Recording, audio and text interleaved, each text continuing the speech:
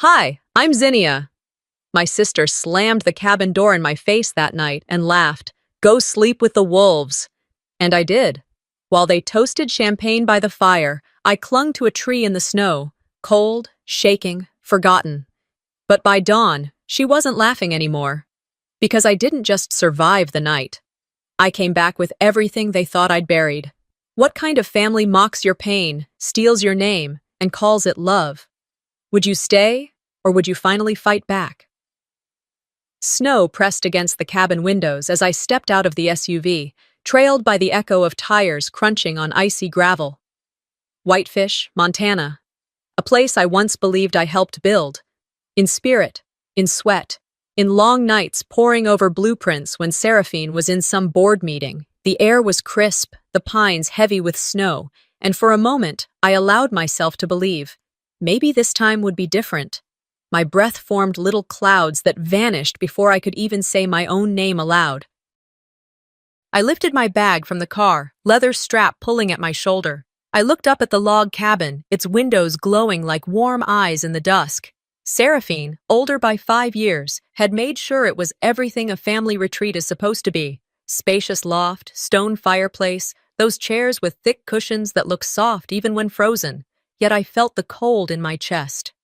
Seraphine stood on the porch, greeting Father and Clarice, our mother's best friend. She threw her arms wide. "Welcome home," she said, voice polished. "This is going to be a weekend to remember." No glance in my direction, no mention of my name. I stayed on the step, wind tugging at my coat. Inside, I caught sight of a plaque, carved wood, polished brass lettering. It said, "Harper Family Lodge, built with love by our memories." Names were etched beneath. Mothers, fathers, Seraphine's, and then empty space. My name is Zinnia Harper. Always should have been there. But the brass under "built with love by our memories" had my name missing. I closed my eyes, swallowed the ache. Dinner was served in the great room. Huge windows framing darkness outside, a fire crackling on the hearth. I sat at the far end of the table, next to Thea and the children, little voices bouncing around me. Seraphine laughed about her online venture, the posts she'd made, the cabin photos she claimed she'd commissioned. I pushed mashed potatoes onto my plate, waited for someone to say, "Hey, Zinnia, come over here." No one did. Once the serving dishes rotated, someone offered me the last roll. I accepted, hands steady, though my throat burned. I looked at the portraits on the wall. Me as a child, snow up to my knees. Me at graduation. Me drawing cabin plans. Seraphine's face was always front and center. Mine was in a corner, half visible or cropped. Later, after the laughter died down and wine glasses emptied, I walked outside. I needed air in my lungs that wasn't smoky with perfume or false laughter. I stood under evergreens, low limbs bowing under snow. Silence except the wind. I could feel Seraphine behind me, footsteps crunching thin on packed snow. She cleared her throat. "Don't ruin this weekend, okay?" she said, voice soft but cruel. "We're guests here in your mother's memory."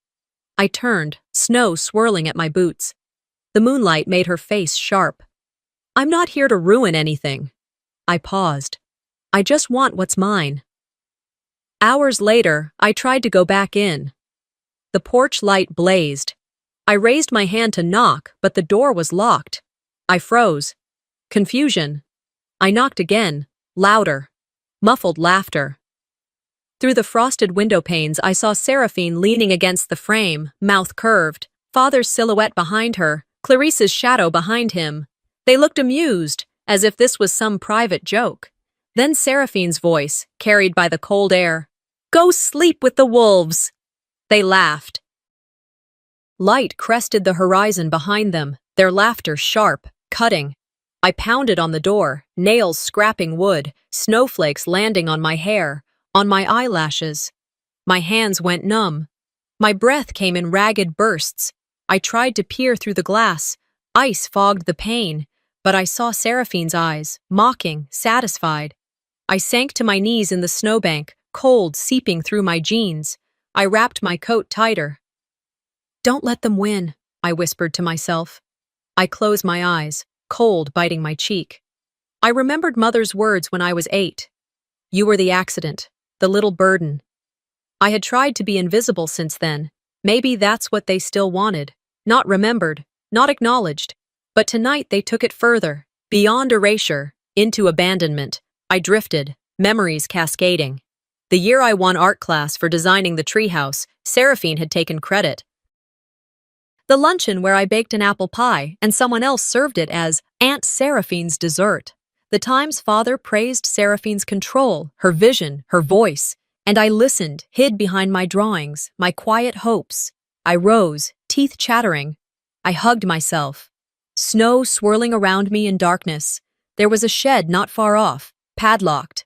I pressed my palm to rough wood, searched for a way in. None. The wind whipped, my boots heavy. I found a snowbank drift at the side, crouched behind it, knees tucked. I hugged my legs, trying to stop trembling, trying to survive this moment without crumbling. I replayed in my mind. You were always so small, Zinnia, curled up in corners. But I'm not small. Not tonight. I breath deep, air sharp and clear. I press my hand to my chest, heartbeat steady. I will remember this. I will collect all the pieces. Snow falls lightly as I lean back and stare at the cabin's glow. The laughter has died. My ears still catch echoes, mocking tones, Seraphine's smooth voice, Father's chuckle. But dawn is near, and with dawn, something shifts. My fingers thaw. My resolve hardens. I stepped back through the door as it swung open a crack. Morning light filtered weakly into the great room, illuminating the frost crystals that clung to the window panes. The cabin felt unchanged, but I was not. My hands still trembled from the cold, the dampness of snow melting into fabric around my wrists. I placed my coat on the rack, noticing the old plaid lining I had chosen years ago. My coat. I alone owned it. A small comfort. No one said a word. Father brushed past, carrying wood for the fire. Seraphine smiled as though nothing had happened. She asked Clarice about breakfast plans. Pancakes and bacon, maybe, she said. I nodded, but my eyes were on Seraphine's boots, the way she stood in the firelight, pretending her laughter last night hadn't echoed through my chest. I wondered whether her voice would carry guilt, or just another excuse. Callista was there too, pulling back a curtain to let light into the room. She tilted her head, her gaze fixed on my exposed knuckles. Red, raw. I'd washed away the snow but couldn't clean all of it. She whispered, "What happened, Zinnia?" Quiet enough that it wouldn't carry beyond us. I swallowed hard, lips dry. Nothing came. Sometimes silence feels safer than truth. I drifted toward the kitchen, hands trembling because the coffee maker's switch felt heavy. I filled a cup, let its warmth seep into my palms. Around me, family voices, casual chatter, Elizabeth talking about the drive up, Seraphine posting photos. A new design. My cabin branding project, Seraphine's caption said. I paused, heart tightening. I recognized the lines of the railing, the pattern of the skylight, all things I sketched years ago.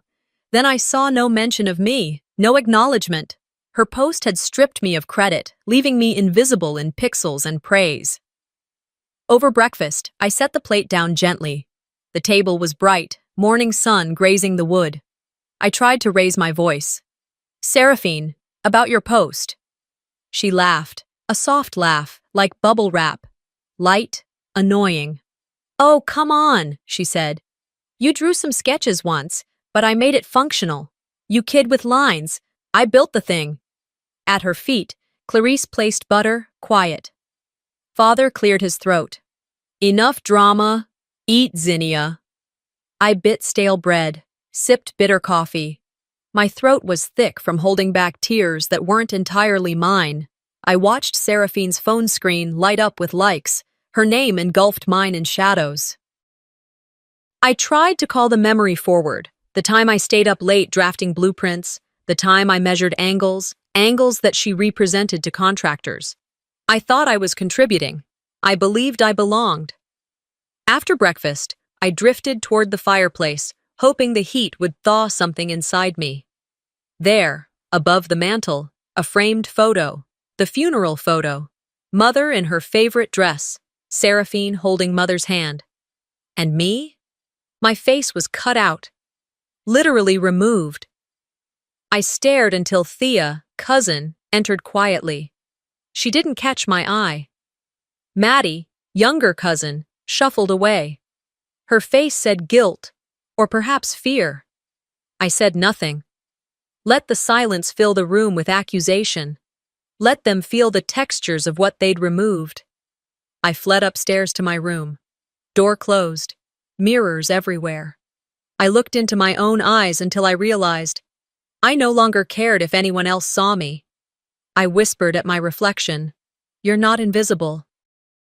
Not anymore. The words trembled, but they were true.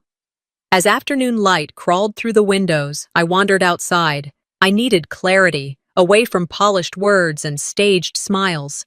The snow still held its cold ache, but the sky had softened. I walked past pine trees shedding their white coats.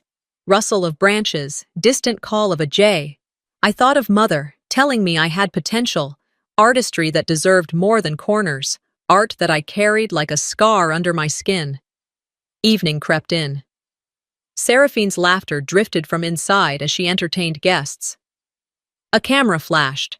I paused on the threshold. The log walls glowed from light and warmth. I hesitated. I wanted to step forward, to say something loud and true. But instead I turned, retraced my steps through the melting snow, boots sinking slightly, water dark at the edges.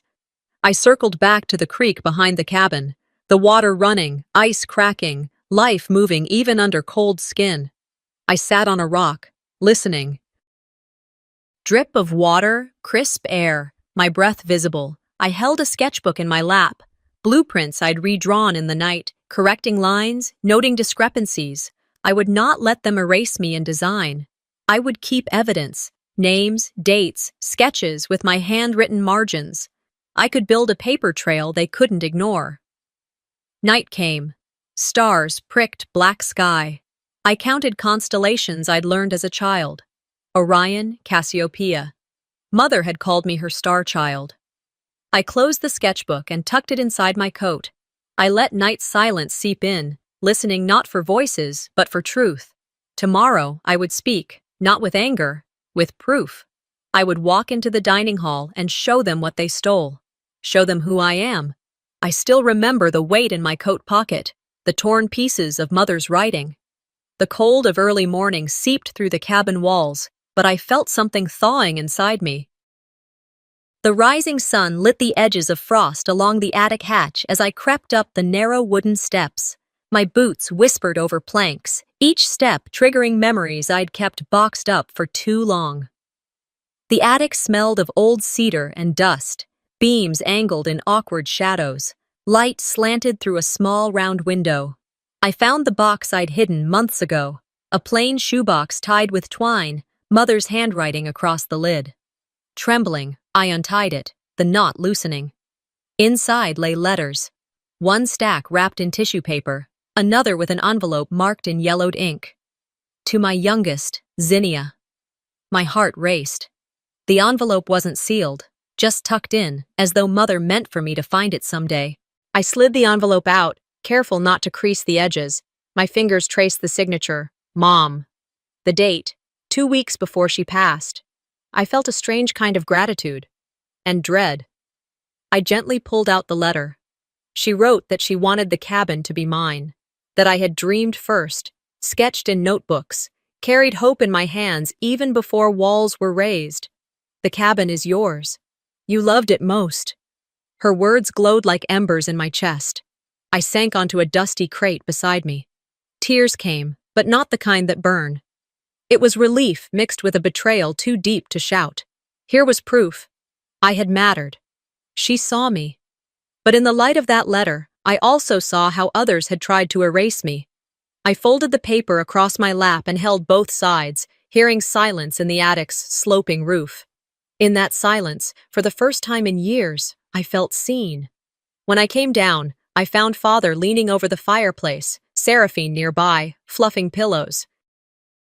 The room smelled of cedar and candle wax. I carried the letter with both hands, arms trembling. My voice caught when I said, "Dad, look what I found." I laid the letter on the mahogany mantel, our family photos around it. He looked up, eyes shifting. "What's this?" he asked. Seraphine stepped forward, her jaw tight. I recognized the tension, the half smile that never reaches the eyes. She reached for the letter. "It's meaningless now," she said, voice soft but firm. She was so sick. Said a lot of things in confusion. My heart pounded. I thought, if she was sick, she wasn't confused about this. Or she wouldn't have written it. I braced myself. "Those words are hers," I said. "You can tear out photos, erase names, but she wrote them toward me." He raised an eyebrow. "Be happy for what you have now," he said. "Don't dig up old ghosts." My breath caught. I stood straighter, voice quieter than I wanted. "I'm not digging. I'm reclaiming." Before he could reach across the mantel, I grabbed part of the letter as Seraphine ripped it in half. The envelope tore. Paper fluttered. I held the pieces, skin damp. Flashbacks surged. Me, maybe 10, covered in paint in art class, winning first place. Seraphine holding the ribbon, father clapping for the neighbor's child instead. And at home, after mom died, father saying, "You mustn't make things harder." As if my grief had to be quiet, as if I weren't allowed truth. I slipped away into my room, clutching the letter fragments. I pulled out a desk lamp, turned it on. Yellow light spilled over torn words. "Dreamed first. Cabin is yours." I found an old scanner in a shelf, one I used for photos. I placed the torn edges carefully on its glass plate. Pressed copy. 2 clean copies. One for safekeeping, one I could show. Evidence, maybe. Proof they couldn't ignore. Night came sooner than I expected. Candlelight flickered in the hallway. Family voices downstairs. Seraphine's laughter, father's distant muttering. I tucked the copies into my journal. I wrote, "They tried to erase me, but she saw me first." I closed the book, placed it under my pillow. Lying in bed, snow pressing against window panes, I traced mother's handwriting in my mind. I repeated her words. "You loved it most." They echoed in my chest. I wouldn't let them tell me I was nothing. I drifted, but sleep was uneasy. Dreams of missing faces, voices speaking over me, doors closing.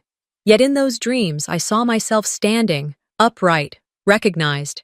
Tomorrow I would walk into the kitchen and speak names. Not accusations, but truth. I would show them what's real, and what's theirs to deny no more. That towel was hand-stitched by Mom, and Seraphine used it to wipe up spilled wine. I stood in the doorway of the dining room, watching the spill slide across the linen tablecloth, Seraphine reaching over with a careless smile, her fingers dragging the cloth down, the patterned towel in hand, scrubbing it like it didn't belong to someone else. My stomach clenched. We were gathered for family dinner night, something Seraphine had planned as a show of togetherness. The candles flickered on oak tables, guests gathered, laughter rehearsed. My throat dry, I carried a plate of roasted vegetables, walked past the line of family portraits we all share. Except mine now, subtly altered, somewhere out of frame.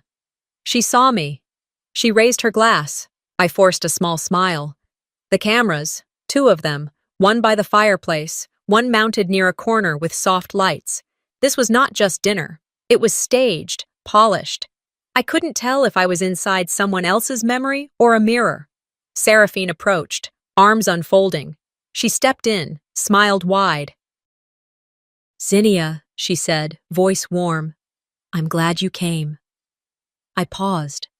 She expected me to embrace her. Instead, I stood still. No hug. Not for cameras. I met her gaze, unflinching. Her lips curved. She whispered, "Smile, or you'll regret it." A warning disguised as encouragement. My heart stuttered. I didn't move. Dinner proceeded. Conversation lilted from architecture trends to Seraphine's latest branding venture. Her words, facilitating contractors, marketing campaigns, client photos, all built around the cabin designs, the drafts that I once sketched, the angles I argued over, the measurements I checked at 2 a.m. Some of those whispers inside me screamed, she claimed all of this. My work, my hand, my hope. I sat between Thea and Clarice, holding cutlery awkwardly. My hands still bore faint scars from last night, the cold, snow pounding on wood. I touched my sleeve to hide them. At the other end of the table, Seraphine held court. Laughter, soft cheers, toast after toast, no mention of what she owed, no space for me. During dessert, Callista leaned forward. She'd slipped something beneath the napkin at my place, discreet, a manila folder, thick. I opened it when no one watched. Inside, legal records, deeds with signatures, the deed to the cabin, yours, Zinnia, or so I thought. But this document registered Seraphine as owner, dated just days after Mom's service. The signature duct-taped in place, smoothed over, marked by a date I knew Mom hadn't authorized. My throat closed. I folded the folder against my chest, hiding it under the table. I could smell the cinnamon of apple pie, vanilla of whipping cream, the warmth of candle wax mixed with tension. Seraphine caught my eye, her expression unreadable, but there was something in her eyes, the flicker of ownership, of triumph. Flashback drifted, Mother's soft voice saying, "We'll wait 30 days, let grief settle before decisions." My pencil in hand, sketch pad on lap, designs for windows and beams, months of work. I was proud, but I remember Seraphine asking, "What difference does a few days make?" I remember nodding, trusting. The betrayal was in that rush. The signed deed, the papers exchanged. I saw the timeline. 2 days after funeral, papers submitted, county records changed. No one told me. No one asked. I couldn't stay quiet anymore. I rose from the table. Strawberries caught in my teeth, pie stuck to my napkin. "Why didn't you tell me about this?" I asked Seraphine, voice low but clear. Candles flickered. Laughter cut off mid-phrase. The room shifted. She shrugged. "You were off doing sketches. I had to finish something." If everything waited for feelings, nothing would ever get done. Father coughed, leaned forward. Clarice looked away. Guests swapped glances. I set the folder on the table in front of Seraphine, my fingers steady. "You stole her voice. You stole mine. Mom gave me that cabin in words. The law says otherwise. That's not business. It's erasure." She shot me a cold look.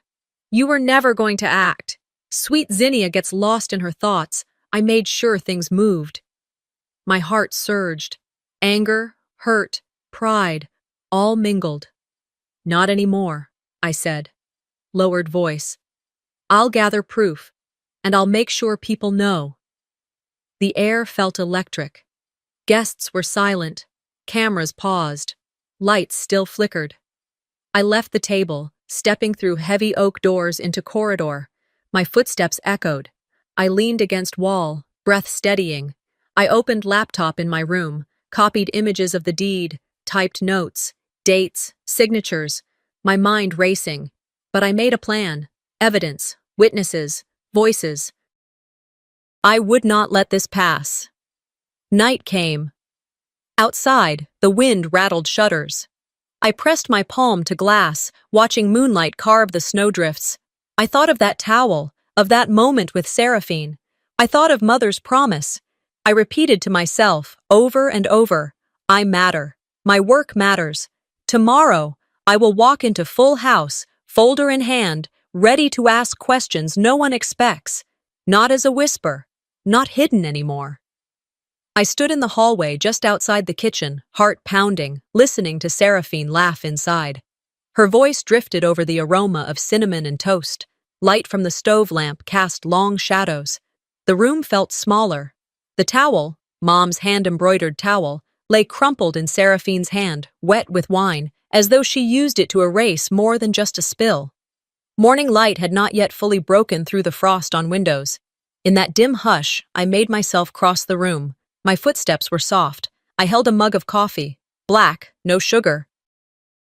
And I wanted it bitter this morning. I saw Seraphine turn toward me, towel dangling, Clarice by her side, smiling but guarded. Father standing half in kitchen smoke, half in shadow. "That's Mom's towel," I said, my voice steady, though my hands trembled. "The one she stitched. You know it." Silent pause. She blinked, as if seeing me for the first time in weeks, or maybe in years. She shrugged. Old things hold memories.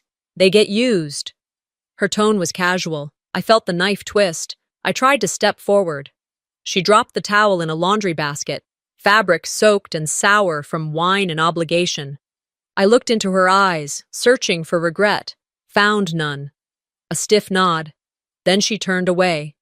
She walked off to help father with the dishes, humming a tune I used to sing with Mom. After breakfast, voices overlapped. Thea talking about plans, guests asking about the cabin experience, Seraphine describing renovations. I stepped out into the corridor toward Callista's room. I needed something clearer than words. Callista opened the door, her eyebrows lifted when she saw me. I placed the legal folder on her bed. Earmarked pages, highlighted signatures, the buried text message from Mom. You remembered when I asked? I said. She nodded, bitterly. They forwarded it to legal, she whispered. Then hid it. I pulled out my phone, lined the message, the deed date. It read, "The cabin is Zinnia's. You know why." My chest tightened. A mixture of vindication and sorrow grated against each breath. Callista looked at me. They thought if Mom was gone, and if you stayed quiet, they'd control everything. I closed my eyes. I thought of nights waking up to loneliness, of sketchbooks packed away, of measures taken in silence. My throat dry, I said, I need everyone here to understand. Not just believe me, but see the truth. We returned downstairs. The porch door was ajar. Neighbor guests wandering in, chatting, laughing. Seraphine moved through them, radiant in confidence. I followed her path like a tide approaching shore.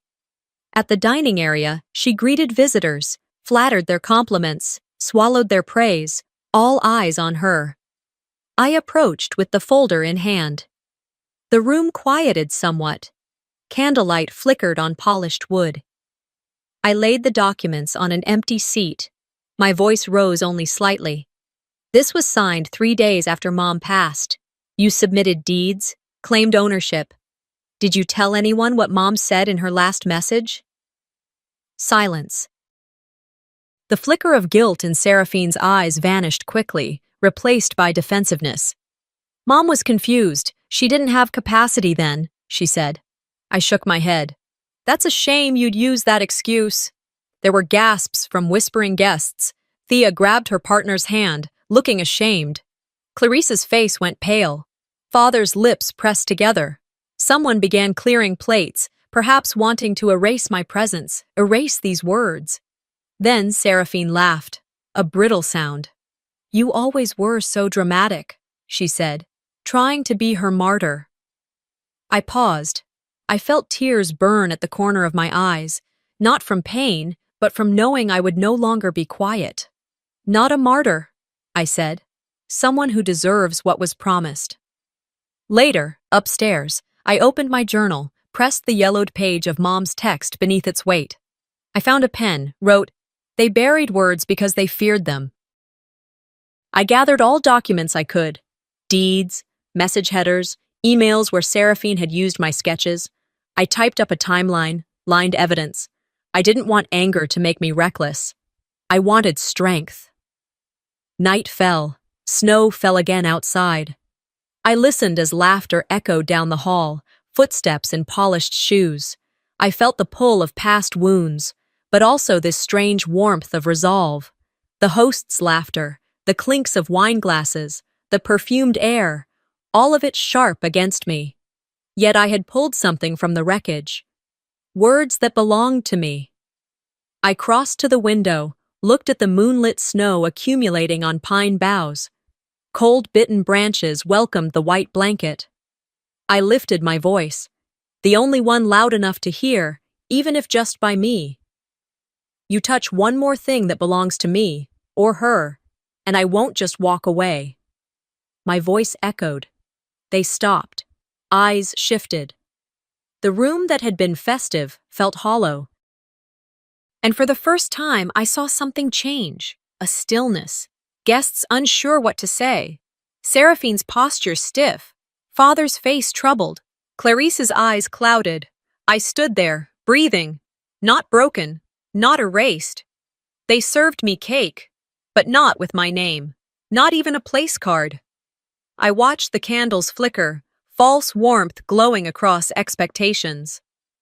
Father's birthday brunch was underway. Sunlight dancing off crystal glasses, a buffet of scrambled eggs, fresh fruit, and maple bacon. The smell of coffee hung heavy. Guests smiled, clinked cutlery, exchanged compliments. Seraphine presided over it all, her laughter like porcelain cracked just enough to hear the tension beneath. I stood in the kitchen doorway while she gave instructions to the caterer. "Make sure the plates match the decor," she said. "Tell them the grass tablecloth can stay. It sets the mood." No one asked me to help. No request. "Could you bring something?" Or set a place. I carried my own coffee, stirring sugar with trembling fingers, listening to the traffic of dishes and voices. I pulled back a curtain and saw the table set. Carved chairs, a smooth white tablecloth, flower centerpiece. In front of each guest, a miniature cake, a custom frosting name in swirling script. Seraphine, Father, Clarice, Thea, Maddie. I searched the line for mine. Zinnia. Nothing. Instead, I saw at the far end a half-sheet cake, plain frosting, no name piped in. A cake nobody expects me to deserve. I held my breath, bitterness rising. Guests were seated. Seraphine's eyes found mine, bright and possessive. I chose a chair at the end, not near the name tags. I could almost feel her satisfaction, her photo scenes, her smile for the cameras. Maddie looked over at me, eyebrows raised. Callista shifted in her seat, lips pressed thin. Murmurs. "Wasn't there a name?" I heard it drift before it vanished. Then Maddie asked, loud enough for many to hear, "Why doesn't Aunt Zinnia have a cake with her name?" I could hear Forks pause. Seraphine rolled her eyes, an habitual gesture, practiced. She said, "Oh, Maddie, lighten up." She patted my hand, insincere. I tasted sourness in my mouth. My cheeks warmed, not from shame, but from indignation. Callista stood up. Her chair scraped. All eyes turned. Her voice was calm but carried weight. "This is abuse." She spoke as though someone had shoved a knife into her own chest. Gentle, terrifying. The room hushed. The cake names looked like tickets in a roster from which I'd been excluded. I felt validation surge. Someone saw it, not just me seeing. I carried the plain cake slice awkwardly. I stood, placed it untouched on the table. I didn't shout. I didn't cry. I simply stood. "You trained me to disappear," I said, voice low but clear. "I'm unlearning it now." The cloth napkin on my lap twisted in my hands. The plastered smiles faded. The camera in the corner clicked. Someone nearby gasped. Then I walked out of the room, past the polished hardwood floor, past the oak doors. I left behind silverware, the cake I didn't eat. I heard Seraphine's voice calling my name. I ignored it. Outside, the air was cool, sharp as a truth. I closed the door behind me and leaned against the siding, fingers cold. Maddie came running. "Zinnia, wait," she said, her cheeks red, not from cold. "You were always the best one." Her eyes glistened. I looked at her. Recognition softened some of my anger. Callista followed a moment later, standing beside me. I didn't speak. I pulled phone from coat. Notifications. Someone posted the brunch, the table, the empty space where my name should have been. A former coworker messaged, "Saw the cake clip. You okay?" I tapped out a reply. "I will be." I walked across the snow-soft lawn, leaving footprints in the wet grass where ice had thawed. The sky over Whitefish glowed pale blue. I glanced back at the cabin. Windows lit, people inside unaware of who I was becoming. In the reflection of a car window, I saw my face, tired, determined. I stared until I recognized her. Back inside, in my room, lit by a single lamp, I sat before the mirror. I lifted my phone, photos, videos, texts. I sorted through screenshots of the cake lineups, the social media posts, the table map with place cards. I bookmarked the message from Mother. The cabin is Zinnia's. You know why? I made copies. I saved time-stamped images. Evidence that this wasn't accident. It was pattern. My heart beat in a steady drum. For too long, I'd made excuses. Maybe she forgot. Maybe I misread. But not now. Not when everything lined up. The erased name, the hidden message, the stolen design, the cold towel. They thought forcing me outside would break me. Now they're the ones exposed to the cold. I gathered my courage. I would speak to more than just family tonight. I would call people who can bear witness. Prepare documents. Reveal what has been hidden. I would no longer shrink for their ease. Night closed in. The cabin lights dimmed one by one. I wrapped Mom's towel, washed, cleaned, around my shoulders. I stared at the snow under moonlight, letting the silence carry me. Inside me, something solid formed. Dignity.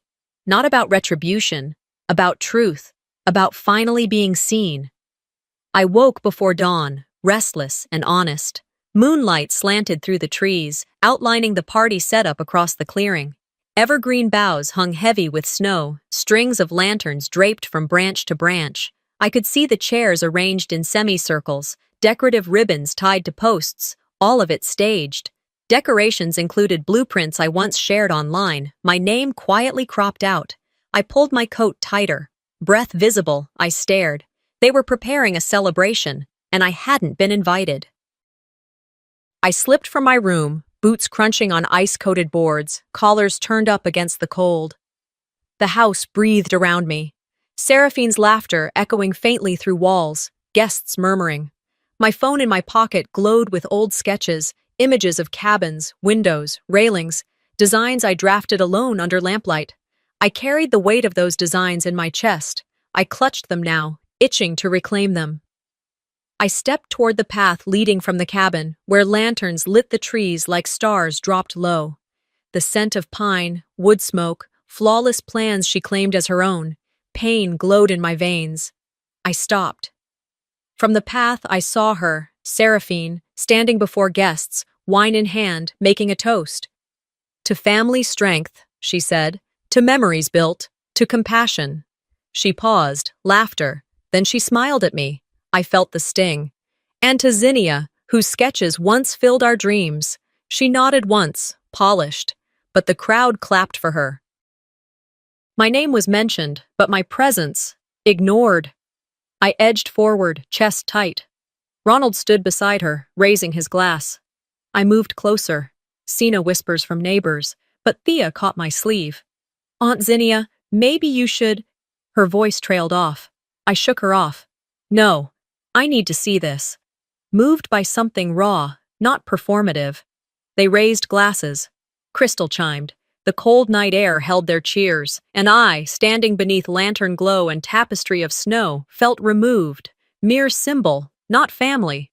With resolve, I turned and walked into the woods. The path was narrow, snow-slick and shimmering, wind through branches like whispers. I edged deeper until I found a sturdy pine with low, wide limbs.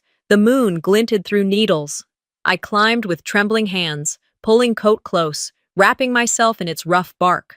Up there, perched, alone with sky, I felt unseen yet safe, like being both spectator and participant.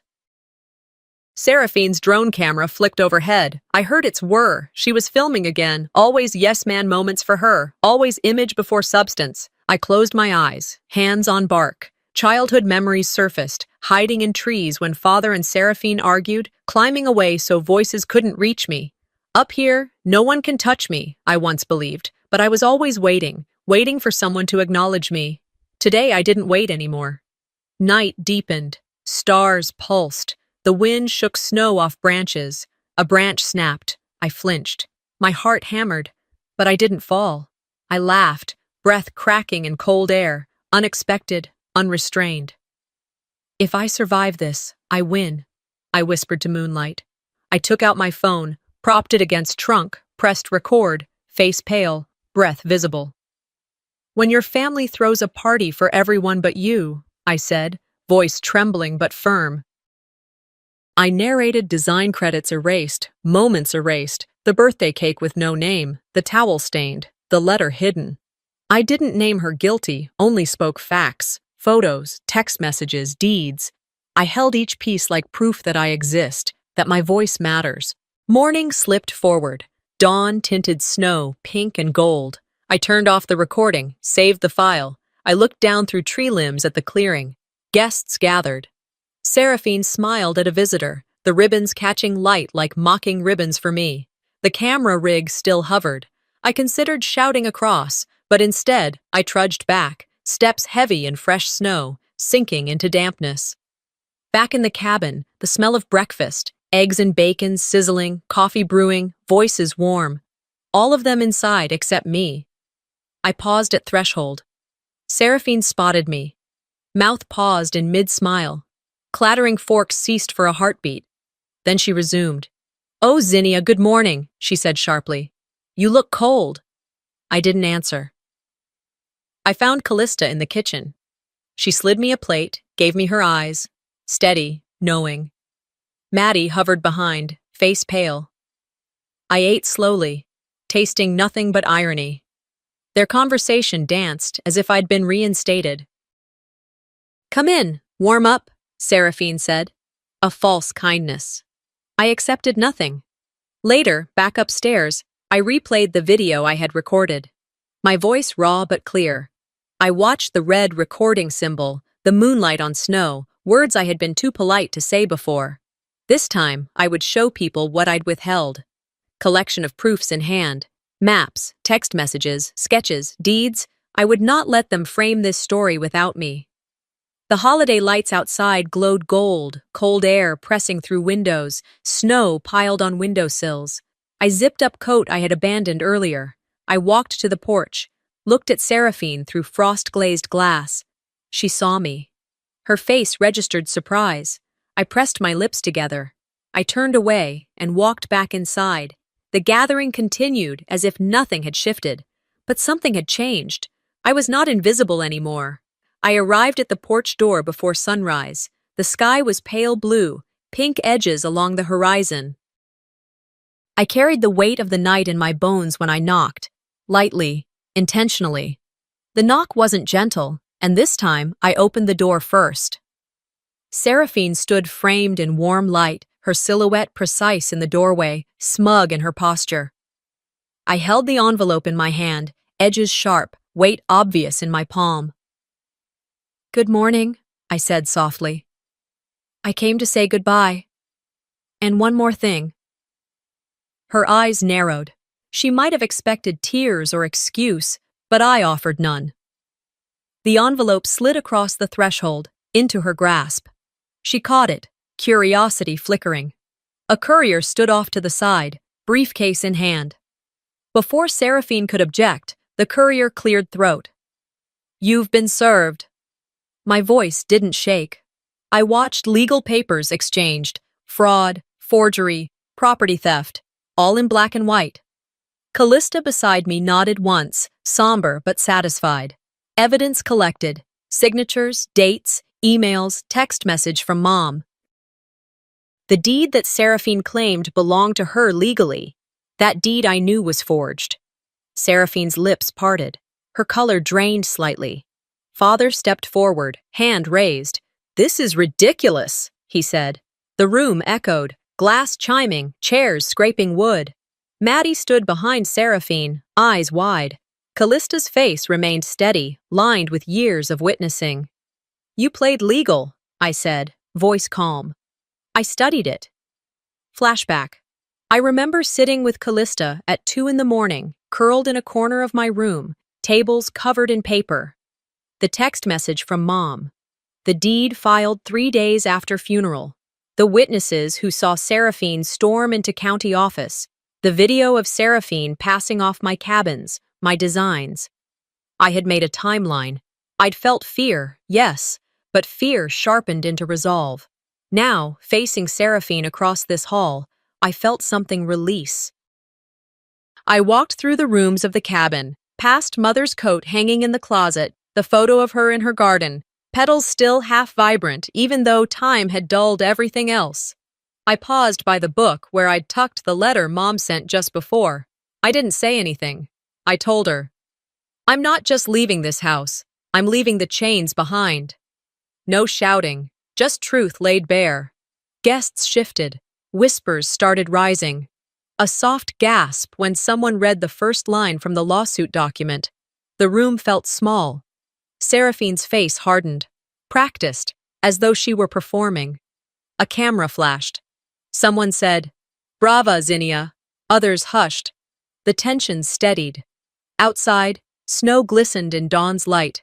I packed the last of my things, a box in one hand, a small photo in the other. Mother's handwriting, design notes, the deed copy. Maddie slipped after me. She grabbed my hand. "I'll visit, I promise." Her voice cracked. I nodded. No words needed. I stepped into my car, cold metal key in hand. I looked back at the cabin, the log walls, the windows, the porch light that had watched me sleep under trees, that had seen me excluded. I turned the key. Engine roared. Tires spun gently in packed snow. I drove away, leaving footprints behind. They'll fade in the drift. I won't. The online world already stirred. Messages from friends, acquaintances who'd seen the scene rising on social media. "You're brave." I always knew. "Thanks for speaking the truth." Callista sent me a link to local paper. Harper family legal battle goes viral. Seraphine's name in headlines. The word forgery standing next to it. Night fell again as I crossed state lines, snowflakes drifting past the windshield. I held a photo, me, Mom, Dad, Seraphine. Before things changed, I let it rest on the seat beside me. I didn't stare. I let sorrow and relief touch me together. I did this not for revenge. I did this for recognition, for justice of the kind you can't wave away with laughter, for all the tiny erasures, for being told I was invisible when I designed corners, drew angles, measured beams, for being told I didn't matter. They thought forcing me outside would break me. Now they're the ones exposed to the cold. I exhale, watching the road go on. I leave behind the cabin, its wooden bones, the scent of pine smoke, the way the floor creaked like it had something to say. I leave behind the memories that floated like dust in morning light, some soft, others sharp. I walk away from the echoes that once made me feel haunted, and now only seem tired. That cabin, for a while, held both my pain and my silence, but I've outgrown both. I drove through the curved white roads of winter dawn, headlights sweeping over snowbanks sculpted by wind. For miles, it felt like driving through someone else's dream. Silent woods, hills sloping like sighs, and not a single soul in sight. When the sun finally rose, it painted the world in silver and gold. The snowdrifts shimmered like memory made real. I didn't cry. I didn't scream. I just breathed. And now, I sit here, in my new apartment. It's not grand. It doesn't need to be. It's steady. A modest little place tucked into a 3-story building near Lake Michigan. The windows look out over the water, wide and blue-gray, always shifting, always honest. Some days the lake looks like brushed steel, others like melted pewter. But it never lies. It never pretends. There's something comforting in that. The rooms are quiet, the furniture sparse. There are no fake smiles in picture frames, no clutter of expectations, no apologies taped to mirrors. Just me. Just now. I'm alone, but not lonely. That's new for me. And it feels good. Strange, but good. Then buzz. My phone. A vibration on the wooden coffee table, pulling me back from the window. An email. I tap it open. Subject: first hearing scheduled. Attachments: evidence log, witness summary, statement of claim. It's official. The lawsuit is moving forward. My name is on the filings. The lawyers are ready. The documentation, years of notes, photos, receipts, journal entries, is in their hands now, not buried, not denied. I lean back against the couch and let it sink in. There's something liberating about it. Not the vengeance, not the headlines, but the recognition. My chest feels less tight. It doesn't erase the scars, no, but it feels like air again, like breathing without flinching. I reach into the drawer next to me and pull out an old envelope. It's a letter I wrote to Mom months ago. Unsent, unfolded, faint creases along the edges. I read the first line aloud, quietly, like a confession. I waited for them to love me the way you did. My throat tightens. I'd written it when I was still unsure, when I thought closure meant everything had to be neat and tied up with a ribbon. But grief is never neat, and neither is survival. Some stories deserve messy endings because that's how the truth looks. I blink hard as tears rise, but I smile through it. You'd be proud of me, Mom, I whisper into the quiet. Her voice comes back to me, not trembling, not weak, but strong, firm, filled with the kind of love that teaches you to stand when others want you erased. Outside, sirens rise and fade in the distance. Not for me, someone else's chaos this time. I sip my coffee, cream and nothing else, and watch steam curl into the air. On my laptop, a headline pops up. Sponsors drop Seraphine amidst legal turmoil. Former colleagues confirm leaked documents. Family member speaks out. We were silenced. She posted a video, a vague monologue. She called it betrayal. She claimed distortion. She cried for sympathy. But the comments, they don't echo her narrative. We saw the court documents. Screenshots don't lie. Funny how the victim never explains the receipts. It's turning. The narrative is shifting. Not because I screamed louder, but because I told the truth, slowly, thoroughly, patiently. Because I documented. That's the power of reality. It waits. But it lands hard. Then my phone rings. I see her name, Maddie. I answer. Her voice wraps around me like a scarf on a cold day. Familiar, warm, real. They're still blaming you, she says gently. They're saying you did this for attention. I pause. Look out the window. They can say what they want, I reply. Knowing the truth for yourself, that's your freedom too. She laughs softly. You always were the strong one. I smile, not a proud smile, a quiet one, a content one. The memory returns, sharp and sudden. That night outside the cabin, my breath fogging the air, my hands cold, knuckles red. Inside, the laughter roared. I knocked. They ignored me, locked me out, told me to sleep with the wolves, and I was scared. Back then, I was scared the wolves would hurt me. But now I know the truth. The wolves were never my enemies. I feared being silenced. I feared being erased. Forgotten. But the wolves, they howled.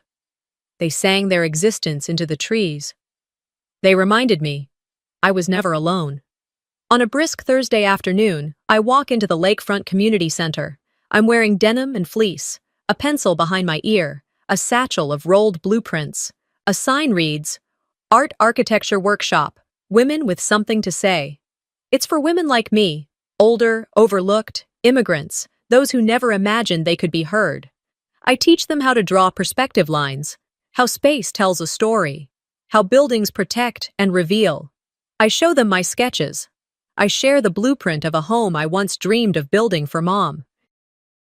I tell them how I saved Mom's handwriting, scanned every grocery list, every birthday note, how I embedded those words into the lining of my designs. They lean in, they nod, their eyes shine, not because I'm special, but because they see themselves in the lesson. That's voice. That's visibility. Evening falls. I light a candle in my kitchen. I journal in a notebook that's seen better days. The cover is bent, pages stained with coffee, but it holds truth. I write, some scars never fade, but they're not flaws. They're proof. I was there. I survived. I look out the window. Lake Michigan churns in moonlight. Wind hums along the glass. I let the ache come. The ache for what I lost, for the mother I loved, for the girl I used to be. But I also feel something else, something alive, possibility. Later, I unlock the bottom drawer of my closet. Inside is Mom's old coat, the one with paint on the cuffs from when she painted in the snow. I touch it, fold it gently. I hear her voice again. You are seen. Your work is seen. My breath catches, but it's steady. I crawl into bed. Soft sheets. Dim lights. I leave the curtains open. Moonlight kisses the walls. I listen to the lake, the city breathing. And in the back of my mind, like an old lullaby, I hear the wolves, not snarling, not threatening, just howling. This time, I don't flinch. I close the journal, let my eyes drift shut, and I sleep, without fear. Sometimes the deepest cuts don't come from strangers. They come from the people who claim to love us the most. But surviving that betrayal? That's where your power begins. This story wasn't just about revenge. It was about reclaiming voice, dignity, and truth in a family that tried to erase it. Have you ever felt like the outsider in your own family? What would you have done if you were in my shoes? Let me know in the comments. I'd love to hear your story. And don't forget to subscribe for more real, raw stories that speak to the heart.